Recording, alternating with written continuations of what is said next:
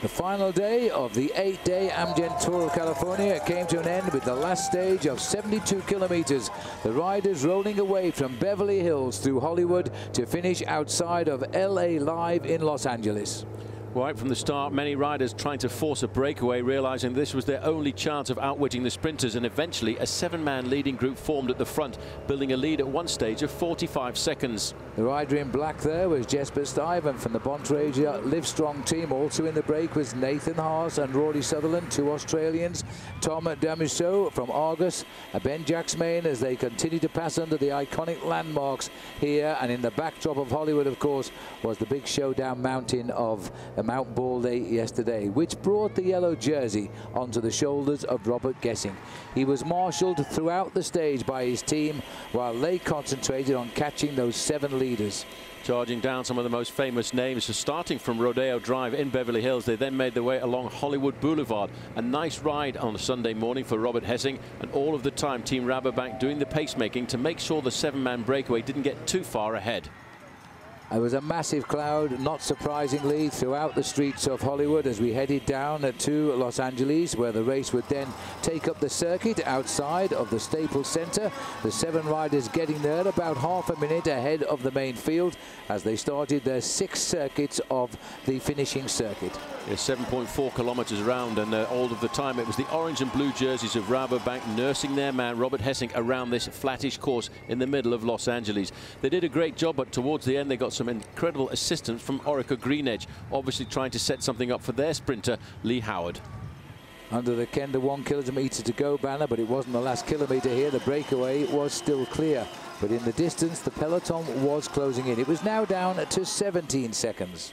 But the main field stretching themselves out into a very long line. Orica Greenedge happy to do the pacemaking, thinking about the final day also of the great sprinter Robbie McEwen, who would retire at the end of this stage after a long and illustrious career, bringing him 209 victories.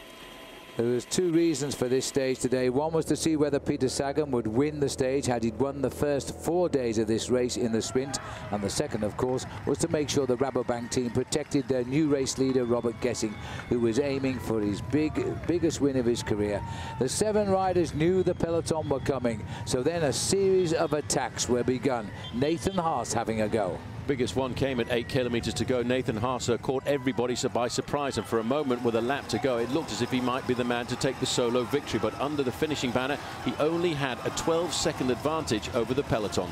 Chased by the Americans Scott Zuzanski and Jesper Stuyven, the peloton though were not very far away now. They could see all of the breakaway, they knew what was going on, and they had just 7.5 kilometers to sort it out.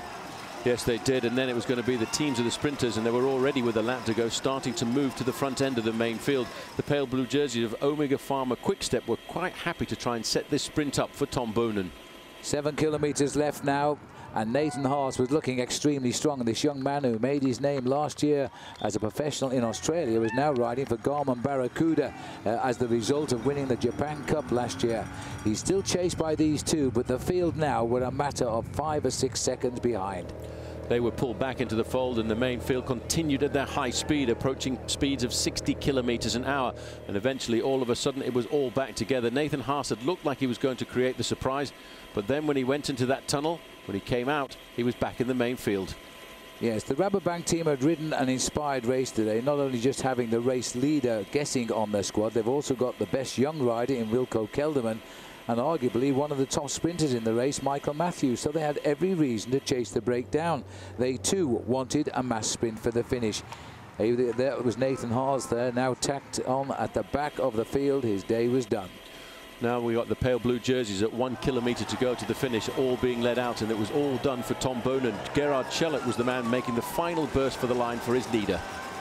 So it seemed like a perfect lead out here for Tom Boonen by Omega Pharma Quickstep, but watch the man on the left again, because out of nowhere Peter Sagan came and picked Big Tom right on the line, and that was his 5th stage win out of a possible 8.